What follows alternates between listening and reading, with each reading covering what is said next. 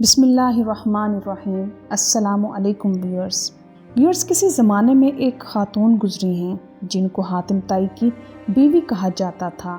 نیک اور دیندار مالدار خاوند کی بیوی تھی۔ ان کا گھر جس بستی میں تھا اس کے قریب سے ایک عام سڑک گزر رہی تھی۔ دیہاتوں کے لوگ اپنی بستیوں سے چل کر اس سڑک تک آتے اور بسوں کے ذریعے پھر شہروں میں جاتے۔ کئی مرتبہ ایسا بھی ہوتا کہ وہ جب پہنچتے تو بس کا آخری وقت ختم ہو چکا ہوتا، رات گہری ہو چکی ہوتی اور ان مسافروں کو بس نہ ملنے کی وجہ سے انتظار میں بیٹھنا پڑتا، اور بیٹھنے کے لیے کوئی خاص جگہ بھی بنی ہوئی نہیں تھی۔ اس نیک عورت نے، جس کا شوہر خوشحال تھا، اپنے خاوند کو یہ تجویز پیش کی کہ کیوں نہ ہم مسافروں کے لیے ایک چھوٹا سا مسافر خانہ بنا دیں، تاکہ وقت بے وقت لوگ اگر آئیں اور ان کو سواری نہ ملے تو وہ لوگ ایک کونے میں بیٹھ کر وقت گزار لیں۔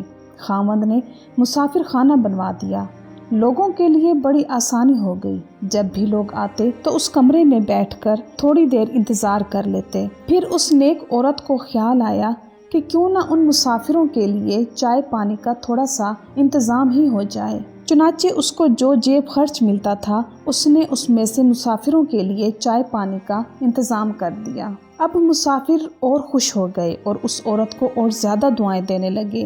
وقت کے ساتھ ساتھ لوگوں میں یہ بات بہت پسند کی جانے لگی کہ اللہ کی نیک بندی نے لوگوں کی تکلیف کو دور کر دیا، حتیٰ کہ اس کو اور چاہت ہوئی۔ اس نے اپنے خاوند سے کہا کہ اللہ تعالیٰ نے ہمیں بہت کچھ دیا ہوا ہے، ہم اگر کھانے کے وقت ان مسافروں کو کھانا بھی کھلا دیا کریں تو اس میں کون سی بڑی بات ہے، اللہ کے دیے ہوئے میں سے ہم خرچ کریں گے۔ خاوند مان گیا۔ چنانچہ شوہر نے مسافروں کے لیے کھانے کا انتظام بھی کر دیا۔ لہٰذا جب مسافروں کو کھانا بھی ملنے لگا تو بہت سے مسافر رات میں وہاں ٹھہر جاتے اور اگلے روز بس پکڑ کر اپنی منزل کی طرف روانہ ہو جاتے، یہاں تک کہ وہاں پر 150 مسافر رہنے لگ گئے۔ کھانا پکتا، لوگ کھاتے، اس کے لیے دعائیں کرتے۔ اب کچھ لوگ ضرورت سے زیادہ خیر خواہ بھی ہوتے ہیں، جو خیر خواہی کے رنگ میں بدخواہی کر رہے ہوتے ہیں، دوستی کے رنگ میں دشمنی کر رہے ہوتے ہیں۔ چنانچہ ایسے آدمیوں میں سے ایک دو نے اس کے خاوند سے بات کی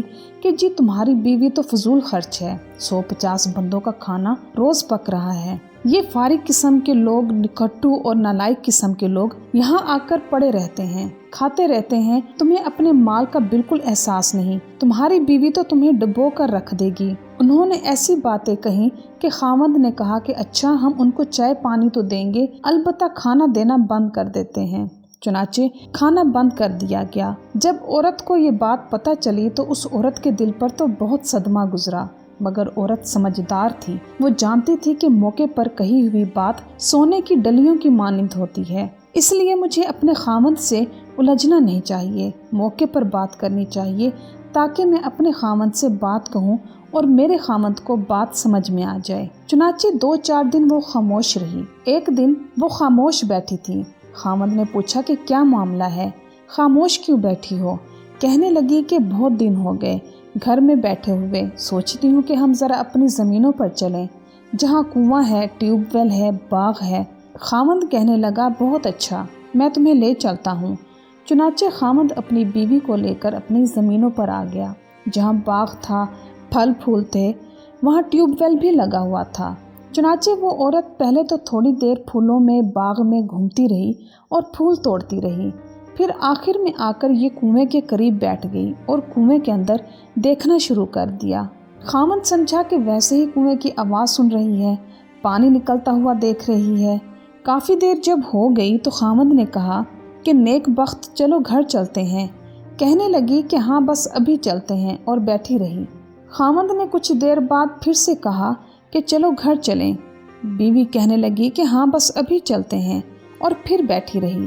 تیسری مرتبہ جب اس نے پھر سے کہا کہ ہمیں دیر ہو رہی ہے، مجھے بہت سے کام سمیٹنے ہیں، چلو گھر چلتے ہیں، تو بیوی کہنے لگی کہ جی ہاں چلتے ہیں، اور کنویں میں دیکھتی رہی۔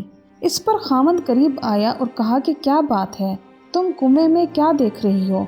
تب اس عورت نے کہا کہ میں دیکھ رہی ہوں کہ جتنے ڈول کنویں میں جا رہے ہیں سب کے سب کنویں سے بھر کر واپس آ رہے ہیں، لیکن پانی جیسا تھا ویسے ہی ہے، ختم نہیں ہو رہا۔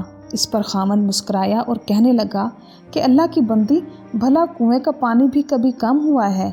ये तो सारा दिन और सारी रात भी अगर निकलता रहे और डोल भर भर कर आते रहें तब भी कम नहीं होगा। अल्लाह ताला नीचे से और भेजते रहते हैं।